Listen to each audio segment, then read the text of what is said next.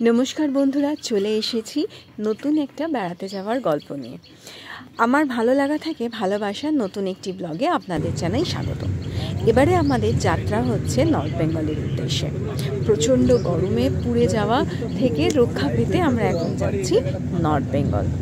North Bengal তো December মাসেও আমরা গিয়েছিলাম, নর্থ বেঙ্গল না ডুয়ার্স গিয়েছিলাম। তো আপনারা তো জানেনই সেই সময় জ্যাকেট একটু কোমরে লেগেছিল। তো আমাদের একটা প্ল্যানিং ছিলই যে আমরা এই গরমের ছুটিতে একবার ভালো করে ওকে নর্থ বেঙ্গলটা ঘুরিয়ে নিয়ে আসব, যাতে ওই গরমটা থেকে অন্তত কিছুদিনের জন্য ভালো থাকে। তো সেই জন্যই আমরা এবারে যাচ্ছি নর্থ বেঙ্গল। তো আমাদের এবারে প্ল্যানিং হচ্ছে, প্রথমে আমরা আজকে 22শে মে আমরা প্রথমে যাব হচ্ছে মালদায় আজকে নাইট স্টে রয়েছে। মালদাতে নাইট স্টে করে তারপরে আমরা কালকে সকালবেলায় রওনা দেব মিরিকের উদ্দেশ্যে। মিরিকে আমরা 3 দিন থাকবো। সেখান থেকে আমরা যাব এবারে নর্থ বেঙ্গলেরই একটি অফবিট প্লেস লামাহাটাতেও আমাদের 3 দিন বুকিং রয়েছে। তারপরে ফেরার সময় মালদায় 2 দিন থেকে তারপরেতে ফিরবো আমরা কলকাতাতে।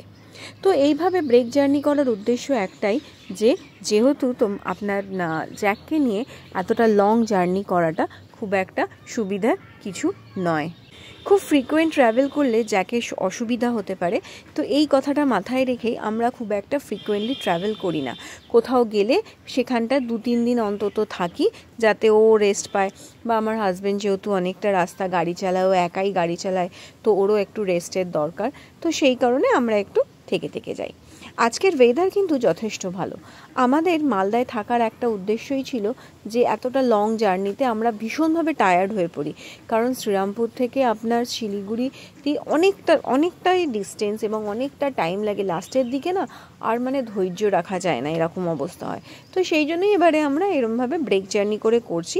দেখা যাক এবারে কতটা কি হয় না হয়, সেই বুঝে পরের বার থেকেও আমরা একইভাবে হয়তো প্ল্যানিং করব। আজকে কিন্তু আকাশে যথেষ্ট মেঘ আছে। তো মেঘের জন্য আপনার বৃষ্টি হচ্ছে, বিভিন্ন জায়গায় বৃষ্টি হচ্ছে। তো আমরা যে ভয়টা পেয়েছিলাম যে রাস্তাতে জ্যাকের খুব কষ্ট হবে, গরমেতে খুব প্রবলেম হতে পারে, ওকে নামানো যায় না। যেমন আমরা পুরী যখন গিয়েছিলাম দোলের সময়, তো তখন ওকে নামানো যাচ্ছিল না, এমন হালকা গাড়ি বাইরে দিচ্ছিল যে খুব কষ্ট হচ্ছিল এবং ওর ওতে বমি হয়ে গিয়েছিল। তো সেটা আমরা খুব ভয় পেয়েছিলাম। তো যাই হোক এবারে কিন্তু সেরকম কোনো প্রবলেম নেই। ভগবান আমাদের দিকে মুখ তুলে চেয়েছেন এবং আজকে বেশ ওয়েদারও খুব সুন্দর আছে, ঠান্ডা ঠান্ডা হাওয়া দিচ্ছে। যাকে তো মোটামুটি ভগবানের আশীর্বাদ, আপনাদের ভালোবাসার জন্য জ্যাকও ঠিক আছে। চারিদিকটা এত সুন্দর পরিবেশ, মাঠ ঘাট, আকাশটা এত সুন্দর, বিভিন্ন জায়গায় মেঘ জমছে, আবার বিভিন্ন জায়গায় আপনার রয়েছে পরিষ্কার আকাশ রয়েছে। তার জন্য মাঠ ঘাট ভীষণ সুন্দর লাগছে। বর্ষার শুরুতে নর্থ বেঙ্গল যাওয়াটা তবু ঠিক আছে, কিন্তু একদম জুন মাস বা জুলাই মাসে নর্থ বেঙ্গল না যাওয়াটাই আমার মতে ভালো, কারণ এখন বর্ষায় না পাহাড়ি জায়গায় অবস্থা খুব একটা যে ভালো হয় সেরকম তো নয়। আমরা তো টিভিতে দেখছি, বিভিন্ন নিউজ শুনি। তো ফর দ্য সেফটি রিজন আমার মনে হয় যে এরকম মে মাসের শেষের দিক করেই যাওয়াটা বেশি ভালো। চারিদিকটা দেখেছেন ভীষণ সুন্দর লাগছে দেখতে, যেন মনে হচ্ছে কেউ যেন সবুজ কার্পেট বিছিয়ে দিয়েছে, আর তার সাথে আকাশের মেঘ যেন সঙ্গে সঙ্গে তাল মিলিয়ে চলেছে। চলা মানুষের জীবনের গতি মানুষকে কিন্তু এগিয়ে নিয়ে যায়। তার এই নয় যে আপনি চলতেই থাকবেন। কখনো কখনো জীবনে থামাটাও খুব দরকার হয়, যাতে পরের যে স্টেপটা আপনি যেন অনেক বড় নিতে পারেন। চলুন, কথা বলতে বলতে বেশ খানিকটা পথ চলে এসেছি। প্রায় আমরা মুর্শিদাবাদ ঢুকবো। ব্যাস মুর্শিদাবাদ ঢোকার তারপরেই বেশ খানিকক্ষণ যাওয়ার পর আমাদের যে আমরা একটা কটেজ নিয়েছি, আত্মজা কটেজ বলে, ভীষণ সুন্দর একটা বাগান বাড়ি। ওনাদের বেশি ঘর নেই, 2টো মাত্র ঘর। তো ওনার ফোন নাম্বার আপনার ডেসক্রিপশন বক্সে আমি দিয়ে দেবো, তো আপনারা চাইলে যোগাযোগ করতে পারেন। ভীষণ সুন্দর জানেন বাগান বাড়িটা, চারিদিকে ফুল ফল পাতা, আম গাছ এবং লন রয়েছে। আপনার সাথে যদি কোনো পেট থাকে ওনারা পেটও অ্যালাউ করেন। খুব সুন্দর লাগবে আপনাদেরকে এখানটা এলে। চলো আস্তে আস্তে এবার যাওয়া যাক।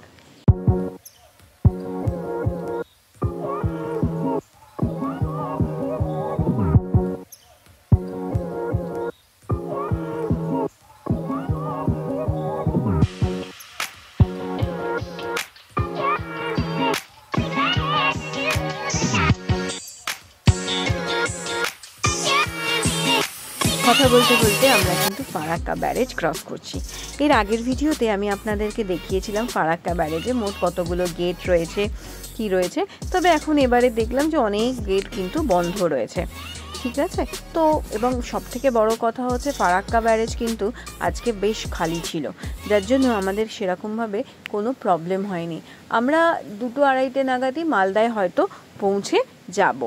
এবং মালদার এদিকে যেহেতু বৃষ্টি হচ্ছে, হয়তো রাস্তা, যেহেতু মালদা শহরের ভেতর আমাদের ঢুকতে হবে, আমরা অন্য সময় শিলিগুড়ি যাওয়ার সময় মালদা বাইপাস হয়ে বেরিয়ে যাই, কিন্তু আজকে তো যেহেতু আমরা মালদায় স্টে করছি বলে মালদা শহরের ভেতর ঢুকতে হবে। কথা বলতে বলতে কিন্তু মালদা শহরের মধ্যে আমরা ঢুকে পড়েছি। চারিদিকে কত আম গাছ, না দেখলে বিশ্বাস করবেন না, ঠিক যেন হাতের কাছে আম ঝুলছে। এসব আমাদের শহরের লোকেদের কাছে কিন্তু স্বপ্ন মনে হয়।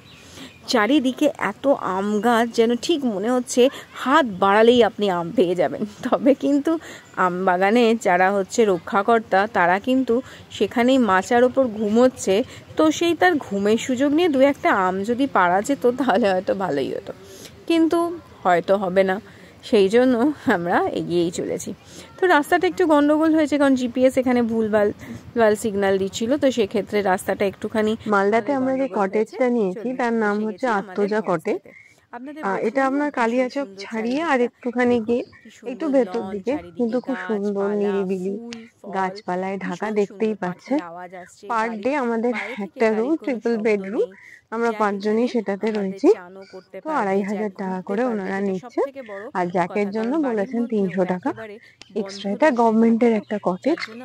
এই যে আমাদের গাড়িটা এখানে দাঁড়িয়ে আছে, লন, খুব সুন্দরভাবে পার্ক এখানে একটা করা রয়েছে, গাছপালা, ভীষণ সুন্দরভাবে সাজানো একেবারে। একটু ঘুরে, তো এই জায়গাটা ওর জন্য ইচ্ছা খুব সুন্দর, ও নিজের মতন ঘুরে যাবার সময় সবথেকে তো আমরা যাচ্ছি আপনার এতে একটা অভ্যাস হয়ে গেছে, মিরিক যাচ্ছি, মিরিক থেকে তারপরে আমরা লামহাটা যাবো, এরকম একটা প্ল্যানিং আছে।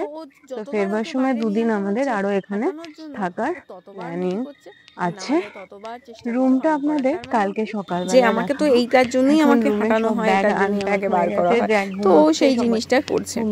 দেখুন খুব সুন্দর লাগছে কিন্তু চারপাশটা। এখানে একটা দোলনা রয়েছে, দোলনায় বসে আপনি সকাল বিকেল সারাদিন দোল খান, গল্প করুন, দারুণ একটা ব্যাপার।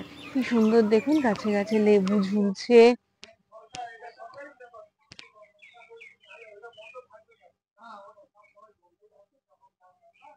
কি সুন্দর লেবু হয়েছে দেখলেন, একদম পুরো হাতের কাছে। আর কি বড় বড় আম দেখুন, কি আম আমি জানি না, কিন্তু দেখুন একদম এইটুকু গাছে কত বড় বড় আর কি সুন্দর সুন্দর আম হয়েছে। এত ভালো লাগছে দেখতে, পারি না পারি, খাই না খাই, কিন্তু দেখেই যেন চোখ জুড়িয়ে যাচ্ছে। বিশেষ করে যারা আমার মতন গাছপ্রেমী, প্রকৃতিপ্রেমী মানুষজন কিন্তু এইভাবে ফুল ফল আমরা ছিঁড়ে কিন্তু নষ্ট করতে ভালোবাসি না। এই যে ওর বাবা, অর্ঘ্য সব দাঁড়িয়ে আছে এখানে। এই সামনের এই গাছটা কিন্তু বিশাল বড় একটা আম গাছ।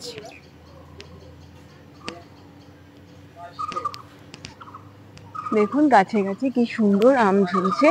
এই রাস্তাটা পুরোটা আসছি যখন, এত আম বাগান আর এত আম ঝুলছে যে দেখে ভীষণ ভালো লাগছে। আমাদের শহরে এই সমস্ত দেখা সত্যি ভাগ্যের ব্যাপার। জানি না, কিন্তু দেখতে আমার ভারী মজা লাগছে। সামনে এটা হচ্ছে আমাদের এটা দেখছে রুম, এটাই হচ্ছে কটেজটা। এখানে মাত্র 2টোই রুম আছে এবং ভীষণই কমে পার রুম আপনার। কালকেই খুব বৃষ্টি হয়েছে, যার জন্য অত প্রচন্ড উগ্র গরম নেই, আর চারিদিকটা গাছপালাতে তো এমনি ঢাকা, সে অতটা কিন্তু গরম লাগছে না। এখানটা বেশ সুন্দর একটা বাইরে বসার জায়গা রয়েছে, ফ্যান রয়েছে, সিসিটিভি ক্যামেরা রয়েছে, সমস্ত কিছু রয়েছে। এখানটাও কিন্তু খুব সুন্দরভাবে ইনডোর প্ল্যান্ট দিয়ে কিন্তু সাজানো। বারান্দাটাও খুব ভালো লাগছে দেখতে। দেখুন, পারলে একবার অন্তত অন্য কোথাও যান না যান, এখানে এসেও অন্তত 2-4 দিন ছুটি কাটিয়ে যাওয়ার মতন খুব সুন্দর জায়গা। আমার এখানকার ঠিকানা আর নাম আমি আপনাদের ডেসক্রিপশন বক্সে দিয়ে দেবো, দেখতে পাবেন না। এবার এটা হচ্ছে আমাদের যে রুমটা, সেই রুমটা এখানে ট্রিপল বেড রয়েছে, যে আর আলমারি রয়েছে, ড্রেসিং টেবিল রয়েছে। ব্যাগ আনপ্যাক করার ফলে চারিদিকটা তো বুঝতেই পারছেন যে কি অবস্থা হতে পারে, তো সেই সমস্ত এখানে রয়েছে। এই যে জ্যাক দাদা ঘুমোচ্ছে, তার পাশে আমার ছেলে, এখানে একটা চেয়ার, ব্যাগ, এই সমস্ত, এবং বাথরুমটাও যথেষ্ট বড়।